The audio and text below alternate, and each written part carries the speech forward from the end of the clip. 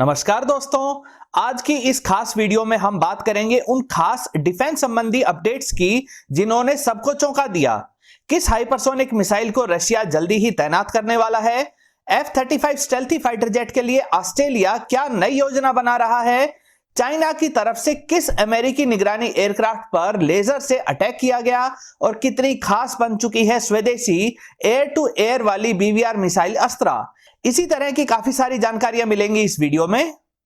नमस्कार दोस्तों, मेरा नाम है अमित और मैं स्वागत करता हूं आपका अमित अपडेट्स चैनल पर। चलिए दोस्तों शुरू करते हैं। पहली बड़ी अपडेट रशिया और उसके द्वारा बनाई जा रही हाइपरसोनिक स्पीड वाली मिसाइल्स को लेकर है। रशिया की सबसे जबरदस्त हाइपरसोनिक मिसाइल सरमट RS-128 की डिलीवरी 2021 से शुरू हो जाएगी। इस मिसाइल में खास क्या है? खास यह है कि यह इंटरकॉन्टिनेंटल बैलिस्टिक मिसाइल 18,000 किलोमीटर की रेंज तक जा सकती है और इससे भी ज्यादा खास यह है कि इसकी स्पीड 25,000 किलोमीटर पर आवर तक हो सकती है। इतनी तेज हाइपरसोनिक स्पीड पर इसे किसी भी मौजूदा एयर डिफेंस सिस्टम से नहीं रोका जा सकता है। यह मिसाइल 10,000 किलोग्राम तक के न्यूक्लियर पेलोड को ले जा सकती है। साथ ही इसमें एक पेलोड की जगह एक साथ 10 छोटे न्यूक्लियर पेलोड भी लगाए जा सकते हैं। ऐसे में अगर एक बार इस मिसाइल को लॉन्च कर दिया जाए तो भले ही किसी बेहद ताकतवर एयर डिफेंस सिस्टम से इसके एक या दो पेलोड को नष्ट कर भी दिया जाए, लेकिन उसके बाद भी बाकी बचे हुए न्यूक्लियर पेलोड किसी भी बड़े शहर को पूरी तरह से नष्ट करने लायक ताकत रखते हैं। यह मिसाइल पहले से मौजूद इंटरकॉन्टिनेंटल बैलिस्टिक मिसाइल वोयवोडा R-36M की जगह लेगी। सरमट मिसाइल को रशिया ने अमेरिका व इसके नेटो सहयोगियों से निपटने के लिए तैयार किया है। दूसरी बड़ी खबर भी रशिया की तरफ से ही है। रशिया के ही हथियारों की बात करें तो भारत ने रशिया से लिए गए सिल्का एयर डिफेंस सिस्टम को, जो अब बेहद पुरानी टेक्नोलॉजी का हो चुका था, इसे पूरी तरह से बदल दिया है। इसमें भारत इलेक्ट्रॉनिक लिमिटेड ने नया 3D active phased array radar, optronic system, नए बेहतर ऑपरेटर डिस्प्ले के अलावा एक नया इंजन भी लगाया है, जिससे इसकी स्पीड व रेंज दोनों बढ़ गई है। अब यह स्टैंड अलोन सिस्टम ना होकर दूसरे सर्विलेंस रडार से भी कनेक्ट रहता है और अब ज्यादा एक्यूरेसी के साथ शॉर्ट रेंज में किसी भी अटैकिंग एयरक्राफ्ट, हेलीकॉप्टर या ड्रोन को अपना निशाना बना सकता है। पुराने रडार, एनालॉग कंप्यूटर व इंजन को हटाने के साथ ही जो नए सिस्टम लगाए गए हैं, उनके साथ ही इसके क्रू के लिए एयर कंडीशनिंग की सुविधा भी दी गई है। भारत के पास सिल्का की तरह के ही काफी सारे अलग अलग रेंज के एयर डिफेंस सिस्टम मौजूद हैं, जिन्हें भारतीय वैज्ञानिक इंडियन टेक्नोलॉजी के सहारे ज्यादा ताकतवर, ज्यादा एक्यूरेट और ज्यादा रेंज वाले सिस्टम में तब्दील करने में लगे हुए हैं। तीसरी बड़ी खबर में बात करते हैं लेजर टेक्नोलॉजी की। वैसे लेजर टेक्नोलॉजी की बात की जाए तो इसमें चाइना काफी तरक्की कर चुका है और इसका एहसास एक बार फिर से अमेरिका की नेवी को हो गया है। हुआ यह कि अमेरिकी नेवी का निगरानी एयरक्राफ्ट P-8A फिलीपींस के समुद्री क्षेत्र में उड़ रहा था। इसी दौरान चाइना की नेवी के डिस्ट्रॉयर 161 जहाज ने बेहद ताकतवर लेजर से इस एयरक्राफ्ट पर अटैक किया। इस लेजर अटैक से एयर क्रू की जिंदगी खतरे में पड़ गई थी और एयरक्राफ्ट के सेंसर्स व इलेक्ट्रिकल उपकरण खराब हो सकते थे, जिनसे यह एयरक्राफ्ट भी नीचे गिर सकता था। हालांकि यह P-8A एयरक्राफ्ट इसे झेल गया और सही सलामत नीचे बेस पर उतर आया। लेजर लाइट को आसानी से डिटेक्ट नहीं किया जा सकता है, लेकिन इस एयरक्राफ्ट में काफी सारे सेंसर्स लगे हुए होते हैं, जिन्होंने इसे रिकॉर्ड किया व इसके ओरिजिन वाले चाइनीज शिप को भी ट्रैक किया। यह इस तरह का पहला मामला नहीं है। कुछ समय पहले अमेरिकी नेवी के हेलीकॉप्टर पर भी इसी तरह से अटैक हुआ था। चाइना इस तरह के अटैक से अमेरिका को इस इलाके से दूर रहने की चेतावनी देता रहता है, जबकि अमेरिका इस क्षेत्र को इंटरनेशनल वाटर्स के तहत सबके लिए फ्री मानता है। अब बात करते हैं भारत की स्वदेशी air to air beyond visual range वाली मिसाइल अस्त्रा की। जब कुछ लोगों ने इसकी काबिलियत पर सवाल उठाकर विदेशी बियॉन्ड विजुअल रेंज वाली मिसाइल को खरीदने की पैरवी की, तो इंडियन एयरफोर्स ने खुद आगे आकर बताया कि वे इस स्वदेशी BVR मिसाइल के सभी पैरामीटर से पूरी तरह से संतुष्ट हैं और यह अस्त्रा मिसाइल अमेरिकी AIM-120 BVR मिसाइल के C क्लास वाले वेरिएंट की टक्कर की है। इसी AIM-120C को पाकिस्तानी F-16 भी इस्तेमाल करते हैं। अस्त्रा की रेंज 110 किलोमीटर बताई जा रही है। 2014 से अब तक इंडियन एयरफोर्स अस्त्रा के काफी सारे टेस्ट करवा चुकी है, जिनमें वास्तविक लड़ाई के हर पहलू को ध्यान में रखते हुए हर मौसम और हर वातावरण में किए गए टेस्ट शामिल हैं। अस्त्रा को और ज्यादा ताकतवर बनाने व इसकी रेंज को डबल करने के लिए अस्त्रा MK2 व ड्यूल पल्स मोटर वाले अस्त्रा 2 वेरिएंट की टेस्टिंग भी चल रही है। आगे आने वाले समय में भारतीय फाइटर जेट में अस्त्रा ही मेन BVR मिसाइल रहेगी। फिलहाल अस्त्रा को सिर्फ सुखोई 30 MKI में इंटीग्रेट किया गया है, लेकिन जल्दी ही इसे मिराज 2000, MiG-29 व तेजस में भी इंटीग्रेट कर दिया जाएगा। बढ़ते हैं अगले अपडेट की तरफ। तो क्या भारत एक और बालाकोट जैसे एयर स्ट्राइक के लिए तैयार है? जब यह सवाल इंडियन एयरफोर्स के चीफ RKS भदौरिया से पूछा गया तो उन्होंने साफ कहा कि जो एयर स्ट्राइक इंडियन एयरफोर्स ने फरवरी के महीने में बालाकोट पर की थी वो सिर्फ एक छोटा सा नमूना था। उस समय भारत की तीनों सेना, एयरफोर्स, आर्मी और नेवी पूरी तरह से तैयार थी। पाकिस्तानी एयरफोर्स पूरी अलर्ट पर थी, फिर भी हम आसानी से 80 किलोमीटर अंदर घुसकर स्ट्राइक करके आए। इंडियन एयरफोर्स से जब पाकिस्तान के साथ अगले दिन हुई मुठभेड़ के बारे में पूछा गया तो उन्होंने बताया कि पाकिस्तानी जेट बॉर्डर के नजदीक ही मंडराते रहे, कुछ खाली जगहों पर काफी दूर से ही मिसाइल लॉन्च करके भाग निकले। जिस काम के लिए मात्र 3 से 4 फाइटर जेट चाहिए थे, उसके लिए लगभग 26 फाइटर जेट के साथ पाकिस्तानी एयरफोर्स आई थी। उनके पास ना ही इंडियन एयरफोर्स की तरह काबिलियत थी और ना ही प्रिसीजन स्ट्राइक वाली गाइडेड मिसाइल्स थी।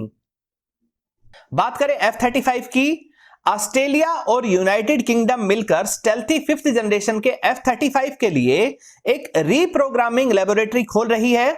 इसमें पहले अलग अलग हालातों के हिसाब से मिशन डेटा फाइल्स तैयार की जाएंगी और F-35 को सबसे बेहतरीन तरीके से इस्तेमाल करने के लिए तैयार किए गए डेटा को F-35 के मेन कंप्यूटर में फीड कर दिया जाएगा। इन डिटेल्स को जब F-35 के एडवांस सेंसर सूट के साथ जोड़ा जाएगा तो इनके पायलट्स को लड़ाई के मैदान की सही अवस्था की सबसे सटीक जानकारी व पिक्चर मिल सकेगी। ऑस्ट्रेलिया कुल मिलाकर 72 F-35A फाइटर जेट खरीद रहा है। ऑस्ट्रेलियाई F-35A प्रोजेक्ट को इनिशियल ऑपरेटिंग कैपेबिलिटी इसी वर्ष दिसंबर तक मिल जाएगी, जबकि फाइनल ऑपरेटिंग कैपेबिलिटी 2023 तक ही मिल पाएगी, जब सभी 72 F-35 ऑस्ट्रेलिया को डिलीवर हो जाएंगे। हालांकि कुछ एक्सपर्ट ऑस्ट्रेलिया द्वारा F-35 खरीदने को एक अच्छा डिसीजन नहीं मानते हैं। उनके अनुसार जब ऑस्ट्रेलिया के चारों तरफ दूर दूर तक सिर्फ समुद्र है और दूर दूर तक कोई दुश्मन मौजूद नहीं है, तो फिर इन स्टेल्थी F-35 को किसके लिए इस्तेमाल करेंगे? और अगर फिर भी ज्यादा दूर तक के किसी दुश्मन पर स्टेल्थ मोड में मिसाइल लॉन्च करके वापस आना हो तो इतनी ज्यादा रेंज भी F-35 के A वेरिएंट में नहीं होती है। अगली खबर में अमेरिकी हेलफायर मिसाइल की बात करते हैं। एयर टू ग्राउंड टारगेट के लिए अमेरिका हेलफायर मिसाइल का काफी समय से इस्तेमाल करता हुआ आया है। यह शॉर्ट रेंज की मिसाइल है। अमेरिका ने इसे अपने ड्रोन्स, नेवल व आर्मी हेलीकॉप्टर्स जैसे अपाची तक में इंटीग्रेट कर रखा है, लेकिन अब यह मिसाइल पुरानी टेक्नोलॉजी की हो चुकी है और इसीलिए अमेरिका नई जनरेशन की joint air to ground missile develop कर रहा है जो हेलफायर मिसाइल की जगह ले सके। लेकिन समस्या तब खड़ी हो गई जब हाल ही के समय किए गए कुछ टेस्ट में नई JAGM मिसाइल अपने टारगेट को डिस्ट्रॉय नहीं कर पाई। एयर टू ग्राउंड मिसाइल बनाने के मामले में इतना एक्सपीरियंस होने के बाद भी इस तरह की ग्लिचेस सामने आने से वैज्ञानिकों की धड़कनें बढ़ गई हैं और जल्दी से जल्दी इस हेलफायर रिप्लेसमेंट मिसाइल के सॉफ्टवेयर को ज्यादा रिफाइन व एक्यूरेट बनाने की तरफ काम तेजी से किया जा रहा है।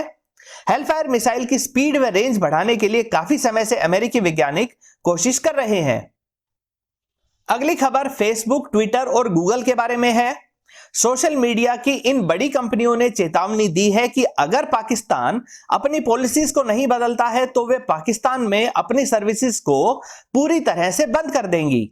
हुआ यह कि पाकिस्तान की गवर्नमेंट ने कुछ नई शर्तें इन कंपनियों पर लगाई, जिसमें उन्हें अपने स्थायी ऑफिस इस्लामाबाद में खोलने को कहा गया, साथ ही डेटा सर्वर्स को पाकिस्तान में ही स्थापित करने व सारी इंफॉर्मेशन को पाकिस्तान में ही स्टोर करने का आदेश दिया गया। इसके अलावा यह भी कहा गया कि जिस भी कंटेंट या सामग्री को वहां की अथॉरिटी हटाने को कहेगी उसे तुरंत फेसबुक, ट्विटर व गूगल को अपने सभी प्लेटफॉर्म से हटाना पड़ेगा। अगर ये कंपनियां इनमें से किसी शर्त पर खरी नहीं उतरती हैं तो उन पर बड़ा जुर्माना लगाया जाएगा व पाकिस्तान में उनकी सर्विसेज को बंद भी करवाया जा सकता है। हालांकि इस चेतावनी का उल्टा ही असर हो गया और इन तीनों बड़ी सोशल मीडिया की कंपनियों ने साफ कह दिया है कि अगर इस तरह की शर्तें लागू की गई तो वे खुद ही पाकिस्तान में अपनी सर्विसेज को रोक देंगी। इससे पाकिस्तानी सरकार तुरंत बैकफुट पर आ गई और नई शर्तों की रिव्यू करने की बात कहने लग गई है। अगली बड़ी खबर भारत के स्वदेशी हल्के अटैक हेलीकॉप्टर के बारे में है। थर्सडे को इस लाइट कॉम्बैट हेलीकॉप्टर के लिए एक नए प्रोडक्शन हैंगर का inauguration defence minister mister Rajnath Singh ने किया। भारत लगभग 30 अपाचे अटैक हेलीकॉप्टर भी खरीद रहा है, लेकिन इतने बड़े देश के लिए यह संख्या बेहद कम है। इसी कमी को सस्ते लेकिन बेहद कारगर स्वदेशी अटैक हेलीकॉप्टर दूर कर सकते हैं। स्वदेशी LCH बेहद ही फुर्तीला हेलीकॉप्टर है जिसमें अपाचे की तरह ही एक राइफल भी लगी हुई है जिसे पायलट के हेलमेट से ही कंट्रोल किया जा सकता है। साथ ही यह कई दूसरे एंटी टैंक रॉकेट व मिसाइलों को भी ले जा सकता है। इसके अलावा सबसे खास बात यह है कि यह स्वदेशी अटैक हेलीकॉप्टर बेहद ऊंचे इलाकों में भी ऑपरेट कर सकता है जहां दूसरे हेलीकॉप्टर्स नहीं जा पाते हैं। भारत इस तरह के लगभग 200 LCH हेलीकॉप्टर खरीदने की योजना पर कार्य कर रहा है ताकि अपने ट्रूप्स को क्लोज एयर सपोर्ट प्रदान कर सके। LCH हथियारों की पूरी रेंज को लॉन्च करने की काबिलियत सफलता के साथ प्रदर्शित कर चुका है और बहुत जल्दी इसे फुल ऑपरेशनल कैपेबिलिटी स्टैंडर्ड्स भी प्राप्त हो जाएंगे। अब यह देखने वाली बात होगी कि भारत अपने स्वदेशी हथियारों को कितनी तेजी से अपने बेड़े में शामिल करता है। अब बात करते हैं भारत के बेहद ही खास प्रोजेक्ट मिशन शक्ति के बारे में। यह एक ऐसा प्रोजेक्ट है जहां पर DRDO के वैज्ञानिक और इंजीनियर्स मिलकर ज्यादा हल्की लेकिन बेहद ही तेज स्पीड वाली मिसाइल्स को तैयार करते हैं। इन मिसाइल्स को एकदम पिन पॉइंट एक्यूरेसी वाली बनाने के लिए जरूरी डिजाइन चेंजेस, नेविगेशनल सिस्टम व दूसरे सेंसर्स को स्वदेशी टेक्नोलॉजी के हिसाब से अपग्रेड किया जाता है। इसी मिशन शक्ति प्रोजेक्ट के तहत ही भारत ने एंटी सैटेलाइट मिसाइल को तैयार किया था जिसने आकाश में कई 100 किलोमीटर की ऊंचाई पर बेहद तेज गति से अपने ऑर्बिट में घूमते हुए सैटेलाइट को एकदम पिन पॉइंट एक्यूरेसी के साथ डिस्ट्रॉय कर दिया था। अब इसी फिलॉसफी को दूसरी मिसाइल्स में भी लागू किया जा रहा है जिससे उनकी एक्यूरेसी बहुत अच्छी हो जाए और जिस काम को पूरी तरह से इंश्योर करने के लिए हमें 2 से 3 मिसाइल्स को लॉन्च करना पड़ता था, अब उसी काम को एक ही मिसाइल अच्छी तरह से कर सके। दोस्तों, ये थी सप्ताह भर की सभी बड़ी डिफेंस की खबरें। उम्मीद करता हूं कि आप सभी को अपडेट रखने में यह वीडियो सहायक रहेगी। दोस्तों, अगर इस वीडियो से संबंधित आपका कोई सवाल या सुझाव हो तो कमेंट सेक्शन में जरूर बताएं। साथ ही यह भी बताएं कि आपको यह वीडियो कैसी लगी। अगर यह वीडियो आपको अच्छी लगती है तो इसे लाइक करिए, इसे दोस्तों के साथ शेयर करिए और चैनल को सब्सक्राइब करना ना भूलें। नमस्कार।